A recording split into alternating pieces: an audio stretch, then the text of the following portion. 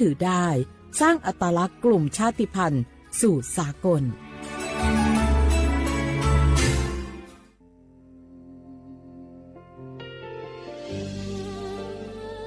พระเสด็จสู่แดนสวงไทยทั้งปวงน้อมสำนึกในพระมหากรุณาธิคุณตราบนิรันดร์ข้าพระพุทธเจ้าข้าราชการและเจ้าหน้าที่สถานีวิทยุกระจายเสียงแห่งประเทศไทยจังหวัดเชียงใหม่กรมประชาสัมพันธ์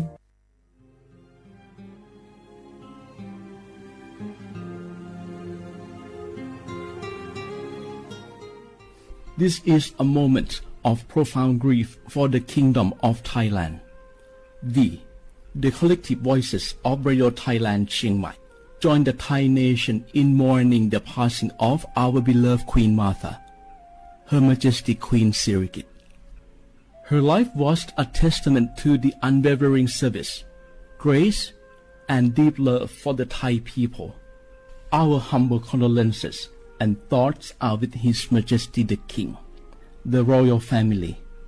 and all the Thai people during this deeply sorrowful time. We will remember her forever.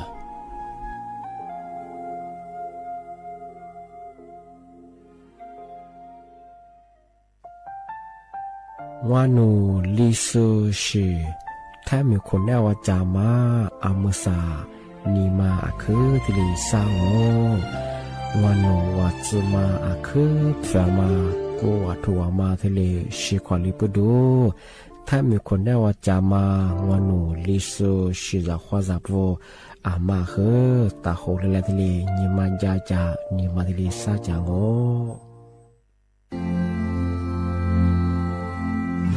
รากฐานสังคมไทยตั้งแต่อดีตจนถึงปัจจุบันเคารพเทิดทูนสถาบันพระมหากษัตริย์เป็นศูนย์รวมจิตใจที่เหนียวแน่นของคนไทยในเวลาที่เกิดวิกฤตทางการเมืองพระบารมีของพระเจ้าอยู่หัวก็ทำให้เกิดความสงบและช่วงที่เกิดวิกฤตเศรษฐกิจปรัชญาเศรษฐกิจพอเพียงของพระเจ้าอยู่หัวรัชกาลที่ 9พระราชทานให้กับคนไทยก็ทำให้ผู้ที่น้อมนำมาปฏิบัติมีภูมิคุ้มกันและไม่เกิดความเสียหายพระปฐมบรมราชโองการของพระเจ้าอยู่หัวรัชกาลที่ 10เราจะสืบสานรักษาและต่อยอดและครองแผ่นดินโดยธรรมเพื่อประโยชน์สุขแห่งอาณาราษฎรตลอดไป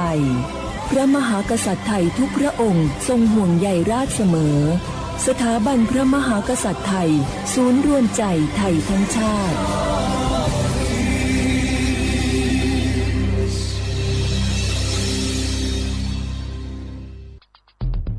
แค่3 ปีความเสียหายจากอาชญากรรมไซเบอร์ของคนไทยพุ่งทะลุถึง 94,000 ล้านบาทหรือเฉลี่ยปีละ 30,000 ล้านบาททุก1 ชั่วโมงเราเสียเงินกว่า 3.4 ล้านบาทให้กับมิจฉาชีพออนไลน์โจรไม่เห็นใจคนอาชีพไหนอายุเท่าไหร่สถานะทางการเงินแบบใดหมอพ่อค้านักธุรกิจนักเรียนแม่บ้านข้าราชการเกษียณทุกคนตกเป็นเหยื่อได้เสมอและวันหนึ่งอาจเป็นคุณหรือคนที่คุณรักเพราะจุดอ่อนร่วมของเหยื่อคือความเร่งรีบขาดสติหรือแม้แต่บางครั้งก็เกิดความโลภจนเกินไป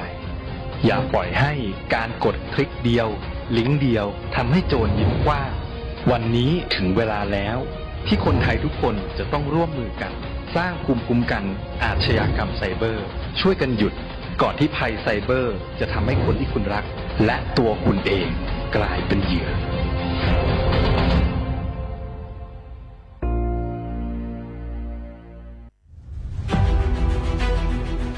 จังหวัดเชียงใหม่ขอความร่วมมือทุกภาคส่วนงดการเผาเพื่อลดปัญหาหมอกควันและมลพิษทางอากาศจากการเผาป่าและการเผาเศษวัสดุทางการเกษตรตามประกาศมาตรการสำคัญเพื่อควบคุมการเผาในพื้นที่ต่างๆโดยไม่อนุญาตให้มีการเผาใดๆทั้งสิ้นเพื่อเป็นการลดมลภาวะจากฝุ่นละอองขนาดเล็กหรือ PM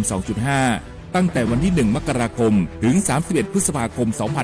2569 หากจำเป็นสามารถลงทะเบียนขออนุมัติผ่านระบบไฟล์ดีและเบิร์นเช็คได้ฝ่าฝืนต้องระวังโทษจำคุกและปรับหรือทั้งจำทั้งปรับจังหวัดเชียงใหม่ส่งเสริมการใช้เทคโนโลยีในการจัดการขยะและเศษวัสดุทางการเกษตรเพื่อลดการเผาในอนาคตและสร้างสภาพแวดล้อมที่ดีขึ้นในระยะยาว หากพบเห็นการเผาในพื้นที่ห้ามเผาหรือพบผู้กระทำความผิดสามารถแจ้งข้อมูลได้ที่ 053-112-808 หรือ 191 ตลอด 24 ชั่วโมง อยากรู้จังใครบ้างนะ7กลุ่มเสี่ยงฉีดวัคซีนไข้หวัดใหญ่ใช้สิทธิบัตรทองได้ไม่เสียค่าใช้จ่ายง่ายๆแค่ใช้แอปเป๋าตังค์ตรวจสอบสิทธิกดเลือกกระเป๋าสุขภาพก็รู้แล้วแถมจองคิวฉีดได้ด้วยที่สถานพยาบาลในระบบบัตรทองรีบๆกันหน่อยนะแค่ถึงเดือนสิงหาคมนี้เท่านั้นสิทธิสร้างเสริมสุขภาพและป้องกันโรคดีกองทุนหลักประกันสุขภาพแห่งชาติหรือบัตรทอง30 บาทสอบถามเพิ่มเติมที่สายด่วนสปสช1330ตลอด24ชั่วโมงเจ็บป่วยฉุกเฉินวิกฤตอันตรายถึงชีวิตคนไทยทุกคนใช้สิทธิเจ็บป่วยฉุกเฉินวิกฤตเข้ารักษาโรงพยาบาลใกล้ที่สุดได้ทันทีไม่เกิน72ชั่วโมงตามนโยบายรัฐบาลให้ความคุ้มครองสอบถามเพิ่มเติมสายด่วนสปสช1330ตลอด24ชั่วโมง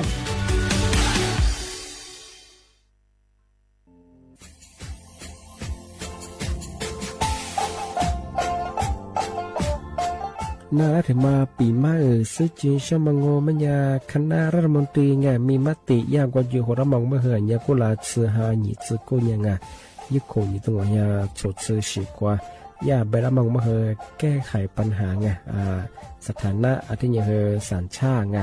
เอาท่านบอกว่าเนี่ยว่าจะส่งไงอธิบายที่ยากกฎหมายถือว่าไประมองเมื่อเหือไงมาตราที่17ไงแห่งพระราชบัญญัติคนเข้าเมืองไง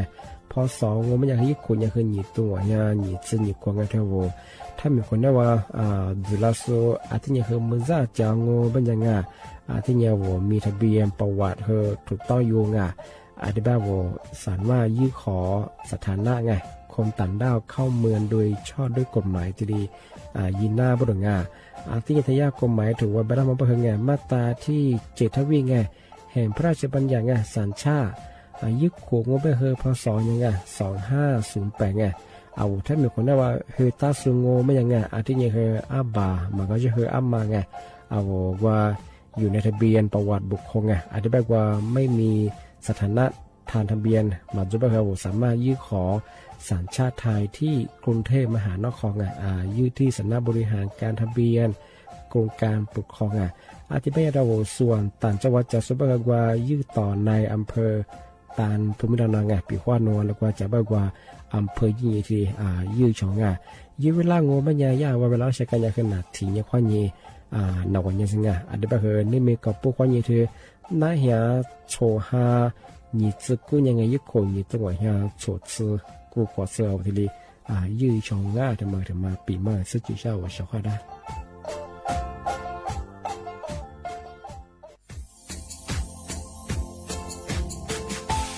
ชาวว่าบราวัฒมาปีใหม่อาทิตย์ซึกตาจินชาวมองมันยังไงมุสาจังหวัดเชียงใหม่ค่อยถึงมาปีใหม่ปากไก่ฝรั่ง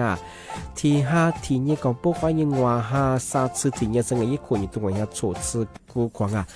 มาคืออัตโตทัชโชดงกับปากกับเมียนเบสพิอาลุมีโดขยันรัวจุดเปดงจัดสึกความแบบดิต้มแบบอัตโตทัชโชบงอาทิตย์ยาวพื้นที่หรือตัวจางงูเป็นยังก็ยาระบบไฟดีค่อยนี้มาอนุญาตอยู่ไม่เหรอมาคืออัตโตทัชโชดงอาทิตย์ยังปีความวัตถุสองงูเป็นยังฝ่าฝืนยังคือกลุ่มหมายและช่วยยาช่วยยาโจดงอาทิตย์บ้างงูเป็นยังมาอัตโตช่วยอัตโตเบียพะมัวงูเป็นยังอาวุธโทแจ้งศูนย์อำนวยการแก้ไขปัญหาหมอกควานอาทิตย์คือฝุ่นละอองมาคือจังหวัดเชียงใหม่ยี่เบอร์โทรงูเป็นยัง053อาทิตย์112808หรือที่มางูเป็นยังสำนักงานประชาสัมพันธ์จังหวัดเชียงใหม่ก็ดีปีมากทีเดียวประกาศฝรั่งอันนี้ประกาศมาก็ตะวันเลยยินจระฝรั่ง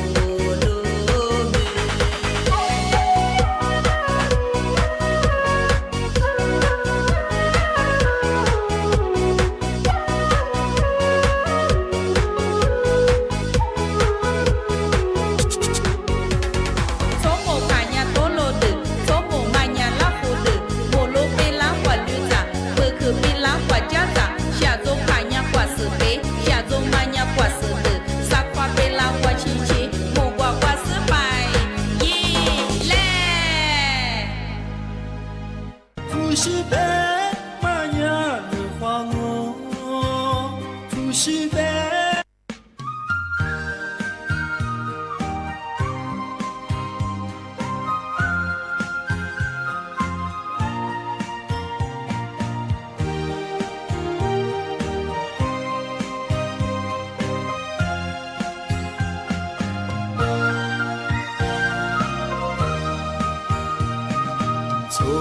萨扎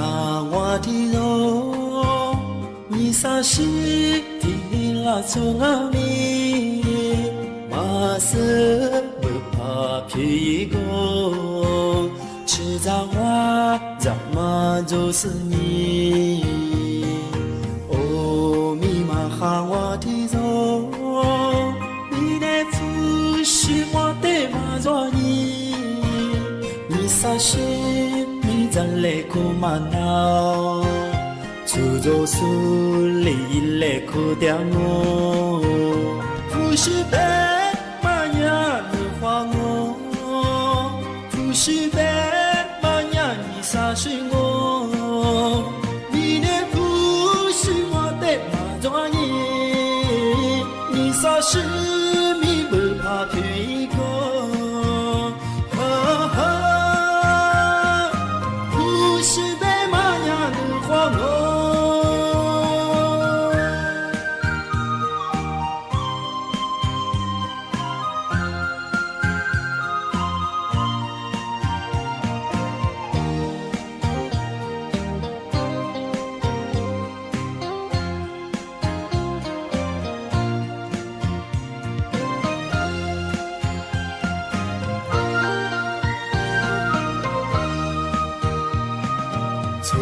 萨扎瓦提罗，尼萨西提拉从阿米，马瑟不怕皮go，吃扎瓦扎马就是你，哦米玛哈瓦提罗，你的父是我的马佐尼，尼萨西。咱来苦嘛闹，出走苏里来苦掉我，不是白马呀你花我，不是白马呀你杀死我，你的不是我的马抓你，你杀死你不怕皮go。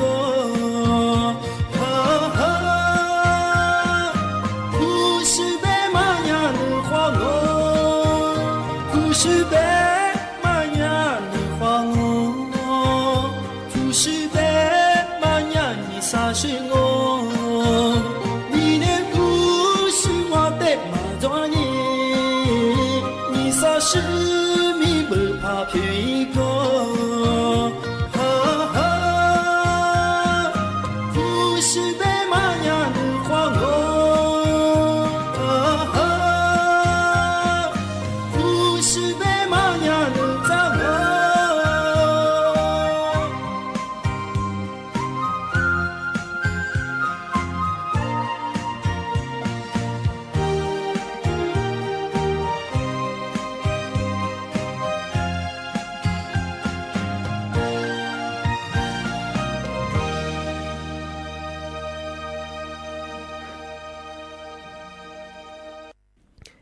写话不来画画，阿姆萨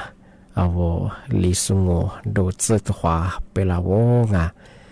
阿我李松我都จะมางบัญญาโดกุยธาจิ้มหมายดังอ่ะสถานีวิทยุกระจายเสียงแห่งประเทศไทยจังหวัดใช่ไหมว่าโดยจะ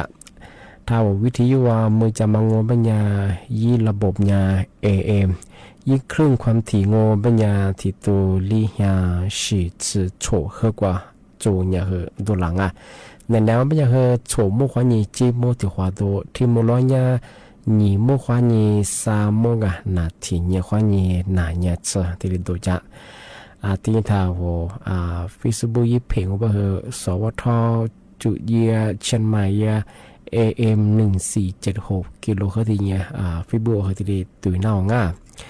อาวลิซึ่งงงไม่ยังคือนาทีเนี่ยว่านี่นาเนี่ยจะงาทีนี่มาคือหนีขวาหนีเวลาดงงานี่มีทีนี่งเป็นยังไงอาวลิสูอาบังไม่ยังคือซึ่งนี่ฮานี่จะเสียนี่มีทีนี่มาคือโถลานี่อาวสมมติเป็นยังคือโถลาพักกางเป็นยังวัดเดียวก็ไม่คือที่กำมันดาวหลังาคือตื่นเมื่อเสียงวัดเดียวเป็นยังไง也不是我拖拉拍干，像我们呀，我一花杂是不我弟哦啊，我弟也干也是干么啥不懂哎，我弟不也去特别啊，去特别个业务就八十哎，不可以等那个来我和做么啥事，我弟吧喏，那你们活了和干么大把小个也和提怎么个人啊？啊，天你对他妈比嘛事情下我是好那个，他们讲我们和这我面试当铺啊。แต่สิ่งจริงใช่ไงเอาเมียสื่อมาคือเยอะแยะชของไงเอาเมียสื่อพามาโจพามาโมไม่ยังคือเอาที่จะเรื่องนี้สิ่งเยอะคือยิ่งมันน้องไงนนละกว่ายิ่งใช่คือยิ่งมันน่ะนนละสิ่งตื่นใช่คือมาโมไงในที่สุดงานที่จะเชื่อซึ่งว่าที่ปัญญาเอาเมียสื่อมาคือเนี่ยเยอะแยะไงคือสำคัญยังไงที่แบบงูปัญญาเอาเมียสื่อธรรมดาดูแลยามางยี่เคลัดไงงอมาตัวชกไง5 วิธีไงเอาที่ซื้อเรื่องบ้าคือไงมาคือเอาเมียสุดธรรมดาไงจู่ที่เลยกว่าสิชกไงยี่วที่มางไม่ยาตรวจสุขภาพไงตาเที่ยวเมียสุดตะปูไงตัวยามางก็คือประจำปีไงยันน้อยไปถึงไงอันนี้ยังไม่คือที่คู่มันยังคือหนีควาสัญญาญี่ปุ่นนี่ไม่ใช่ไงเอาเมียสุดที่หนีป้าละมังไงตรวจสุขภาพตาไงเอาเมียสมาเยี่ยลิกาหงอยี่ปัญหาลิจบมาไงที่คู่มันคืออันนี้ยังคือหนีควาสัญญาว่าตัวอีจีไม่ใช่ไงหนีมาที่มังโง่ปัญญาภาพสายตาไงเป็นระยะไม่ใช่ไงเอาเมียสุดมาคือที่ก็ตัวเฮอแต่คือวันไหนจีไม่ใช่ไงหัวเฮอแต่คือวันไหนจีไงยาบ้างของมันจะคือโดยเฉพาะไม่ใช่ไงเอาเมสมาคือว่าตลอดไงที่ใช้งานว่าเอาเมสว่าตลอดที่ตื่นจังไม่คือมือซ่าที่ประตูเนี่ยคือเมสหัวเฮอไม่ใช่ไงที่ไม่ใช่เขาเมสมาคือตื่นใส่เลมือซ่าตื่นใส่ก็คือยี่เฮอแต่หัวเฮอไม่คือจ้างอมีความเสี่ยงตัวใช่ไงที่ก็คือเอาเมสหรือว่าคืออีเวลาคือที่ไปหาภาพสายตาหัวละสนาทีเม็ดซื้อยิ่งหัวละยังแต่มันสนาทีเม็ดซื้อเยอะหอบฟูหัวที่ย่อยเฉียงงานมันก็จะไปคือภาพสายตาหัวเป็นระยะยิ่งไปเฉียงงานเป็นความโน้มเนี่ยสื่อมาคนน่าตื่นเยอะไปหัวละยิ่งสักชั่วโมงหรือชั่วโมงไปไงเอาเนี่ยสื่อแต่ภาพยิ่งก็ไปเฉียงงานสามาที่มังโง่ปัญญาเอาจ้าวตะโพงไงเอาที่จ้าวตะโพงก็คืออาหารไงว่ายี่ประโยชน์จอมาไงว่ายี่ประโยชน์ที่เราเมียสุดตัวประโยชน์จอมาที่เชื่อคือความจ่าไม่ใช่ไงปีข้องมาที่เราเพียงมีไงผลไม้ที่ไม่เคยเอาเมียสุดว่าคือยี่สุขภาพคือที่ค่าไปถึงงานลีมาที่มังโง่ปัญญายาปัญญาคือบาลางโง่ปัญญาเอาแลแพ้มาสุดเมียสุดว่าเชื่อมาเมสว่าที่เหนือมาถ่ายเย่ไม่ใช่ไงเอาปีว่าเลยแพมเสือเอาเลยแพมยังคือเชื้อโรคไงเอาเลยแพมยังกว่าเชื้อถ้าเชื้อกว่ารู้ถ้าจะไม่คือติดกับตัวคือจะว่าเลยแพมว่าจะว่ามีเสือเชื้อไม่คือมีเสือจะถ้ายี่ติดเชื้อยี่ไม่คืองอสีไม่คือเชื้อโรคเลยว่าจะมีเสือหนาวอันตรายยาไม่ใช่ไงอันนี้ไม่คือเลยแพมเสือยังคือมีเสือตั้งแต่ตัวตั้งแต่เชื้อไม่ใช่ไงลีมาถิ่มบางโง่ไม่ยังเอาหัวมาถึงจุดไงหัวมาถึงมันก็คือเอาปีขว้ากว่ากับปากกับมีว่าประจำมันยังเหมือนชาคือพาซงมันยังว่าเอาว่าเมียสืบจ้าดูแว่นตาทำไงกันแต่มาคือแต่ขวัญจ้าไม่ใช่ไงแต่ก็ถือว่าคือบอกว่าเหมือนชาคือลุยยังไงสู้ว่าจะคือเหมือนชารู้สึกว่าคือเมียสืบกล้าไปคือเมียสืบคือเบียร์หน้าไม่ใช่ไงมีความเสี่ยงจะไม่ใช่ไงอันนี้ก็คือว่ากับปากกับมีไว้สมมติว่าจะก็คือว่าไปหาแว่นตาไงมีสุดจ้าตัวแต่ขวาจ้องว่าเอามีสุดแล้วแต่ทีเลยว่าคือหนาจีไม่ใช่งานมันคือว่าจะงาน5 วิธีที่เรา เมียสธรรมดากว่าเชียมังไงดูแลยมังงะอันเลียมังงะอะบะคือเอาที่เลเอาชอบงะที่เลบันจะเลี้ยงโง่ไม่ยังงะมาคือทำไม่เด้งะเมียสธรรมบัญญัติคือคือยอดเจียงะเมียสมาจงบัญญัติคืออะไรกว่ายิ้มนางอ่ะมาพอเขาเชื่ออีกเมียแล้วก็มาเสื่องอีเฉลเป็นใจชิงะเมียสมาคือยอดเจียงะเอากูด้วยเนี่ยที่บัญญัติคือโนที่เลภาษีบ้าคือไงเอาเมียสละคือที่เลดูแลเย่ชงานดูแลสุขภาพตาดีงานมาเคยถึงมาปีมากทีเดียวสุดจิช่างงานที่บ้านของปัญญานี่ไหนเคยงาน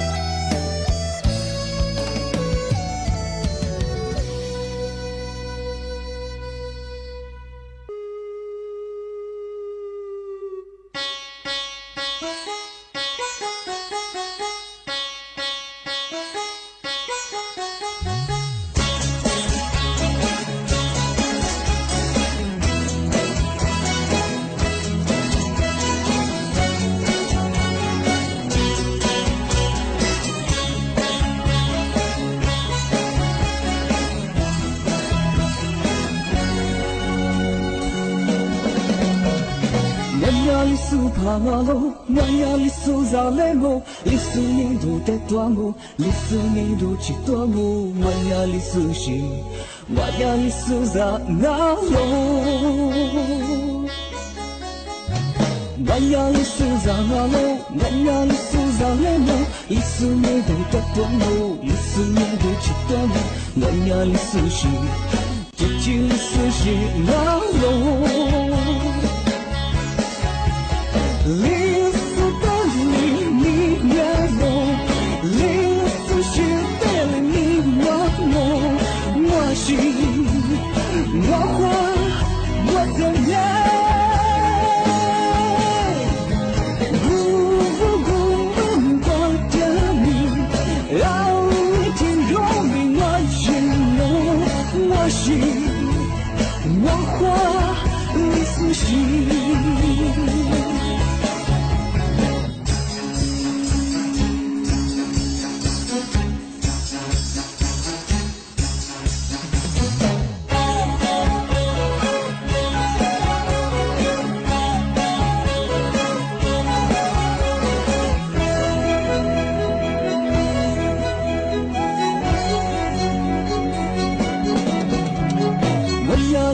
Panalo, manalo, suzalemo, lisu nido tetuamo, lisu nido chituamo, manalo sushi, manalo sushi nalo. Manalo su panalo, manalo suzalemo, lisu nido tetuamo, lisu nido chituamo, manalo sushi, chichi sushi nalo. Listo dali mi miedo, listo shitele mi mano, washi, wawisu, wasanya.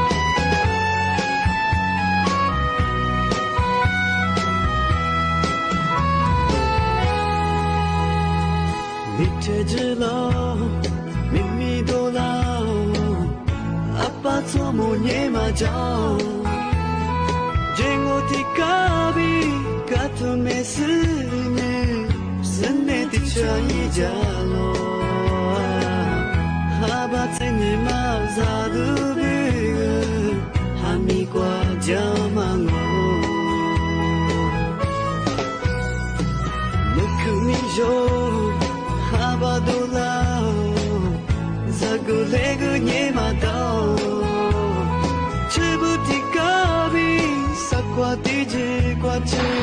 世界不挂一挂掉，为啥挂嘛？一你家的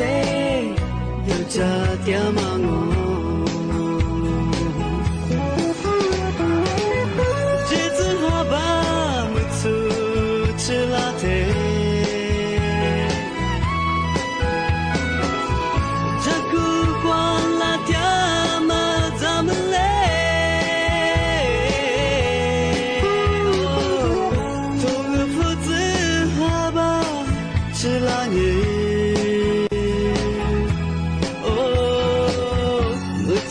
不要的，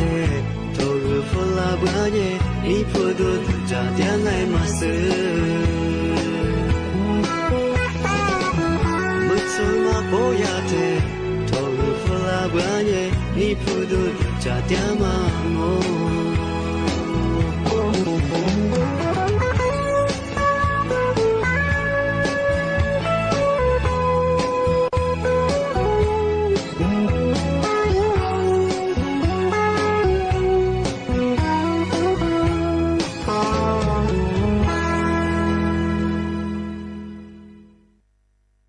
该他妈的是我和弟子们呀，小伙我们这次那么样哎，该弟弟嘛关注呀比呀，外面啊，那么和没能哎，么个说，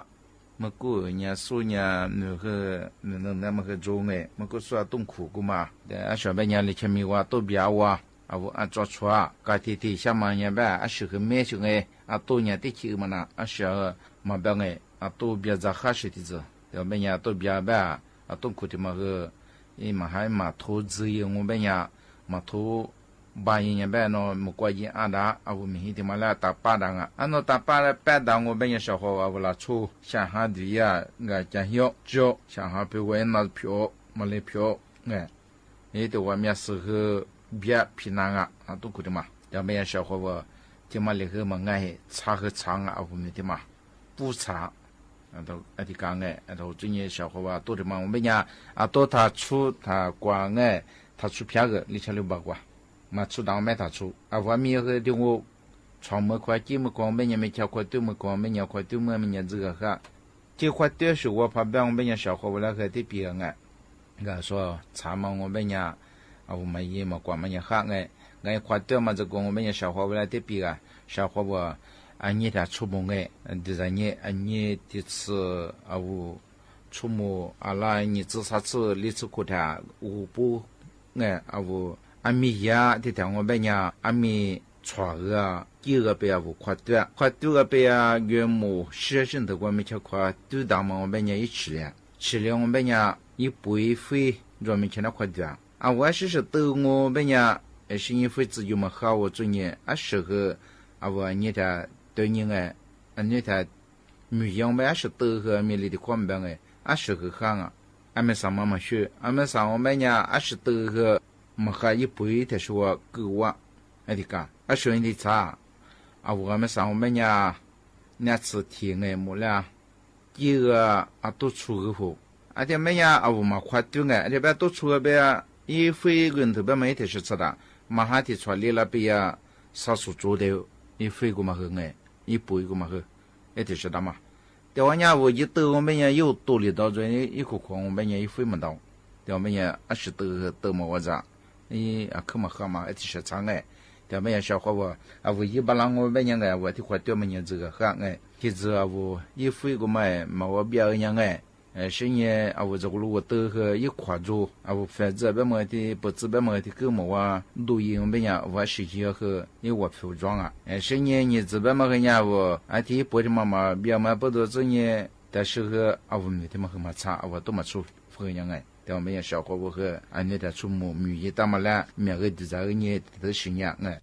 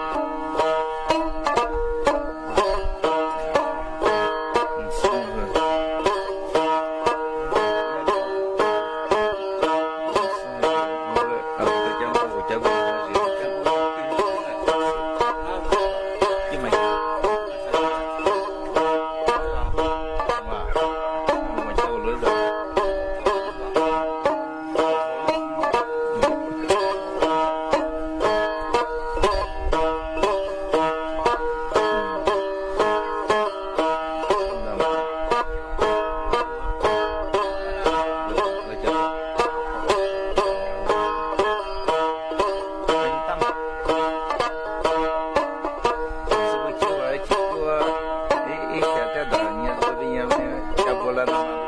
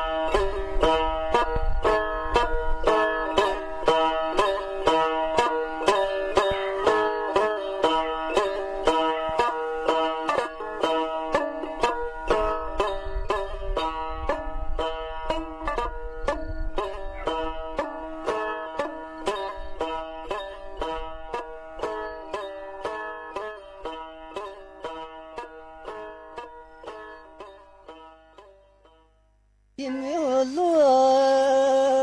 你诺你小呀左边么呢？天天下脚一天面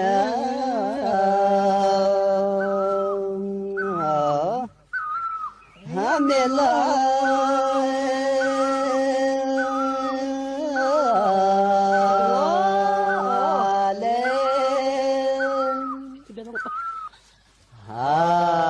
你这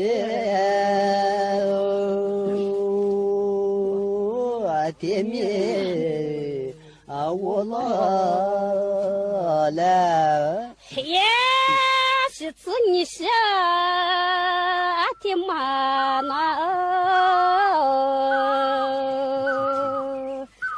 咋的咋看？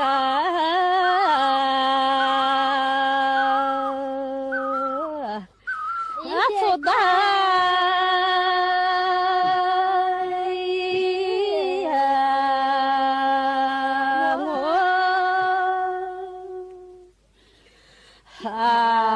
我咋的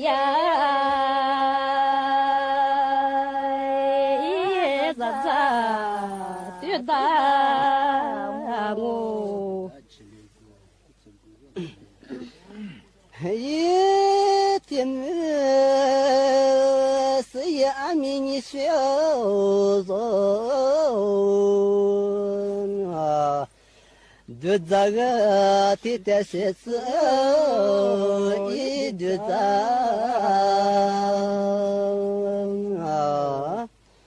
啊是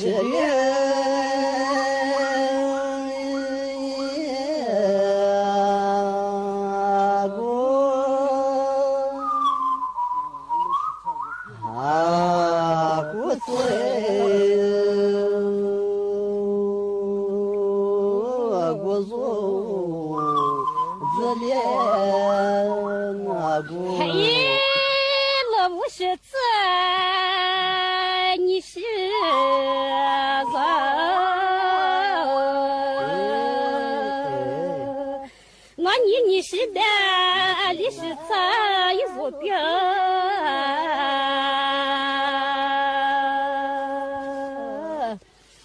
马座。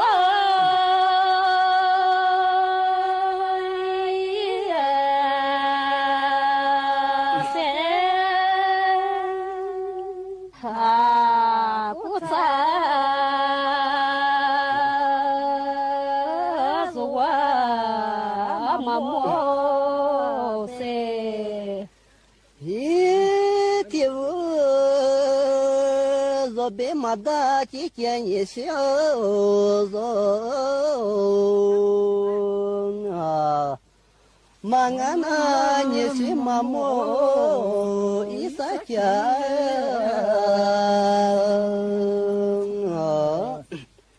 啊，他莫。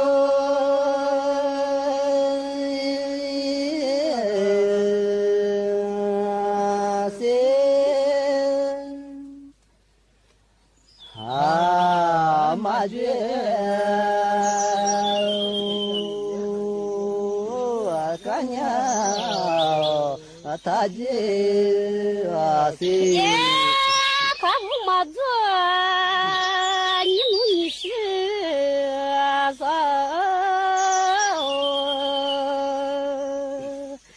啊，你别瞎也没面。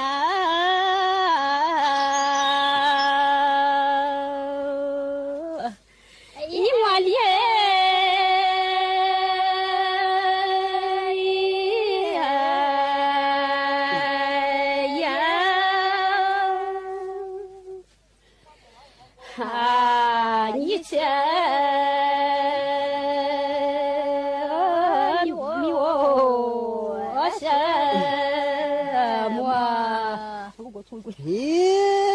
这个若别马达几件你是若啊，这次我提的一提的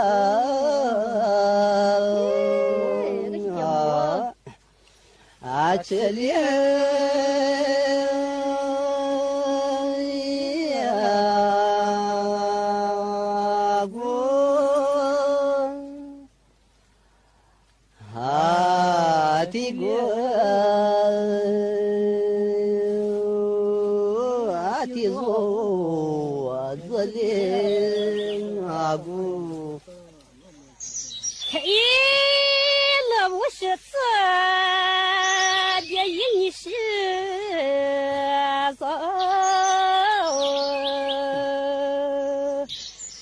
爸爸，一个字。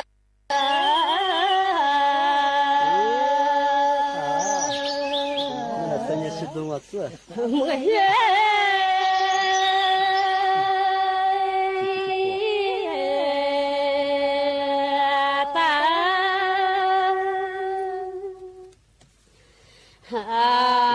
妈妈。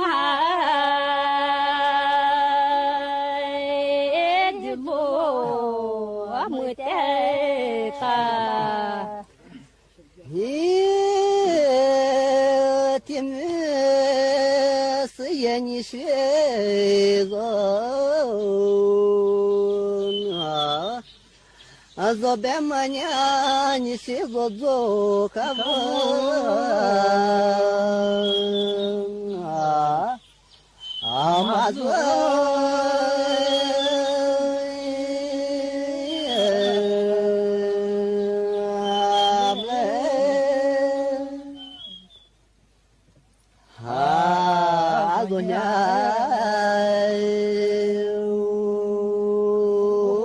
Kado, amanya.